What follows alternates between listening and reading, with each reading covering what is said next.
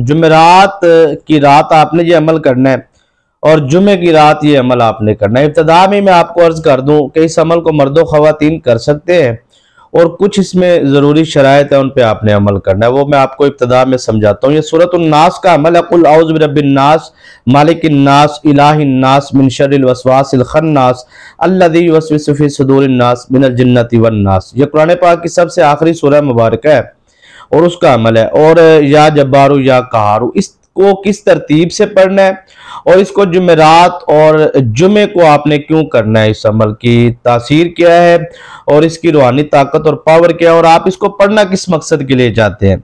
सबसे पहली तो बुनियादी ये चीज है कि अगर कोई दुश्मन आपको खत्म करना चाहता है कि इस हद तक उसने आप पर जादू किया है या शैतानी अमलियात की है, ज़ाहिर बात है वो आपको शैतानी अमलियात के जरिए, जादू के जरिए पहले आपको बदनाम करना चाहता है, फिर आपकी खानदान में अजीज़ों अकरबा में रिश्तेदारों में जिल्लत और रुसवाई, और उसके बाद फिर आपको मकरूज। ये स्टेप बाय स्टेप चीजें होती हैं। कोई जादू यकदम आके बंदे को ऊपर नीचे नहीं कर देता।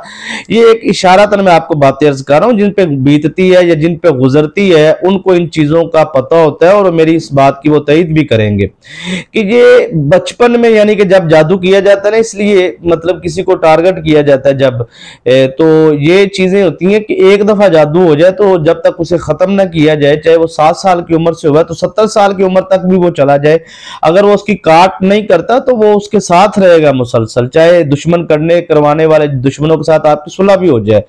तो लेकिन उन्होंने जो करवाया है, अब वो शैतानी अमलियात जिन्नात जो उनसे वो आप पर काबज हो चुके हैं।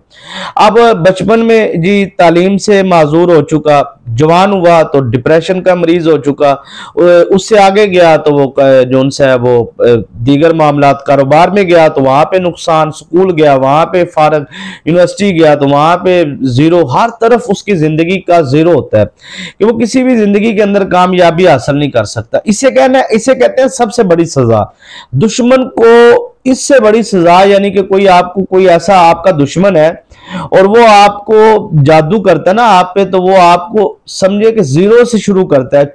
जब भी आप पे जादू करेगा, सबसे पहले आपका कारोबार जीरो होगा, फिर आपकी इज्जत जीरो होगी, फिर आपका रिश्तेदार बहन भाई छूट जाएंगे, फिर आहिस्ता आहिस्ता आहिस्ता आहिस्ता जब आप बिल्कुल, फिर उसके बाद आप पर बीमारियों का हमला होगा, फिर उसके बाद अंदरूनी तौर पर आपकी एक एक चीज करके फारग होती जाएगी, अलगर्ज कि आप फिर वो एंड तक पहुंच जाएंगे, स्टोरी का दी एंड जिसे कहा जाता है। तो जिन्हें कहना है मारना घट ते घसीटना बहुत है, पंजाबी की मिसाल है। तो ये जो जादू होता है ना, ये घसीटता बहुत है, ज्यादा है। तो असल में समझने वाली बात यहाँ पे ये है कि क्या जादू का पहले दिन इलाज किया जाए तो या 1 साल बाद किया जाए या 10 साल बाद किया जाए, 70 साल बाद किया जाए, या दुश्मनों के मामलात को कब कवर किया जा सकता है। अक्सर आप मिलीन के पास जाए ना तो कहते पुराना जादू है ते इनके उत्ते जरा ना टाइम लगेगा। भाई कोई टाइम नहीं लगता। जादू एक दिन पुराना हो, 100 साल पुराना हो, उस पे बैठे तो शैतानी अमलियात है, बैठे तो शैतानी जिन्नात है उसके ऊपर, और क्या चीज उस पे बैठी हुई है, शैतानी मुवक्कलात, कख भी नहीं है वो उनकी। मैं कहता हूं मजाल ही नहीं है, जुर्रत ही नहीं है मुसलमान के आगे टिकने की। हम लोगों का ईमान कमजोर हो चुके हैं। हम लोग देखे ना, एक जुमला हमारे अरूफे आम के अंदर एक कुफर का जुमला बोला जाता है जो हम बड़े मजे लेके बोलते हैं। हम कहते हैं कि जी देखो ये जरा काला इलम है ना वो फौरी असर करता है, तो जरा नूरी इलम है वो ठहर ठहर के करता है। मतलब शैतानी ताकतें फौरी मदद को आती हैं और रहमान की जो ताकतें हैं वो ठहर ठहर के आती हैं। जानते हैं आप कितना बड़ा कुफर कर रहे हैं। ये छोटी छोटी चीजें होती हैं जो ईमान को कमजोर कर देती हैं। इसलिए तो सरकार ने कहा था कि बंदे रात को जो उनसे है वो मुसलमान काफर सोएंगे और सुबह उठेंगे तो मुसलमान होंगे। यानी कि बंदा सुबह जब उठता है तो मुसलमान होता है, सारा दिन में ऐसी हरकतें करता है, जुबान से ऐसे अल्फाज अदा करता है कि उसे पता भी नहीं चलता कि वो कब कुफर में चला गया, और जब रात को सोता है तो वो कुफर में होता है। तो इसलिए सरकार ने फरमाया रात सोते वक्त तजदीद ईमान करके सो। नबी पाक ने फरमाया ताकि जब तुम उठो तो सुबह मुसलमान उठाओ। अगर मौत आनी, भड़क है मौत आनी, अगर मौत आ जाती है इस दौरान तो तुम मुसलमान उठाए जाओगे।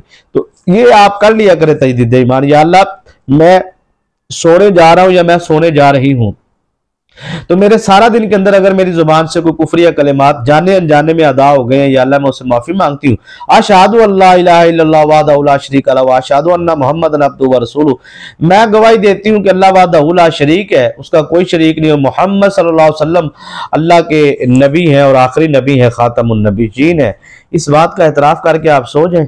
यकीन मानिए ये इतना बड़ा अजीम वजीफा है, इतना बड़ा अजीम अमल है कि इस अमल को करने वाला, दोहराने वाला रोजाना की बुनियाद पर मैंने देखा है कि उसके ऊपर कभी जादू नहीं चलता, उसके ऊपर शैतान कभी गालिब नहीं आता, उसकी सोच, उसके दिलो दिमाग, उसके कारोबार, उसकी जिंदगी पे शैतान गालिब नहीं आता, और वो कभी भी जो उनसे है वो जवाल की तरफ नहीं जाता। आगे आपकी मर्जी है।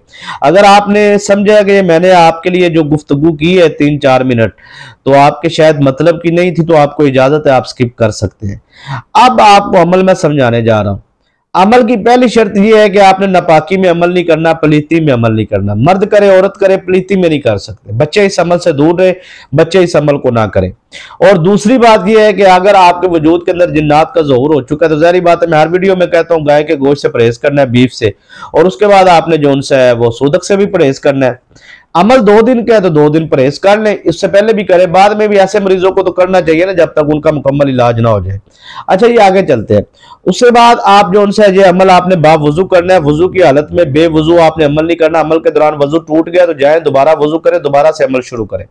या आप मगरिब की नमाज से लेकर फजर तक आपके पास टाइम है, आप इशा की नमाज थोड़ा सा लेट अदा कर लें, कोई मसला नहीं, लेकिन आपने इस अमल को मगरिब के फौरन बाद शुरू कर देना है और आपने इशा तक इसको जब जैसे ही खत्म हो जाए, ज्यादा लंबा नहीं है, 10-15 मिनट आपके लगेंगे अगर रूटीन बन गई तो। मगरिब और इशा के दरमियान कर लें, या मगरिब से लेकर फजर तक आपका टाइम है, मगरिब के बाद करना है। रूहानी इजाजत के लिए आप 3 मरतबा दुरूद शरीफ पढ़े, कमेंट में सुभान अल्लाह लिखें, वीडियो को लाइक करें।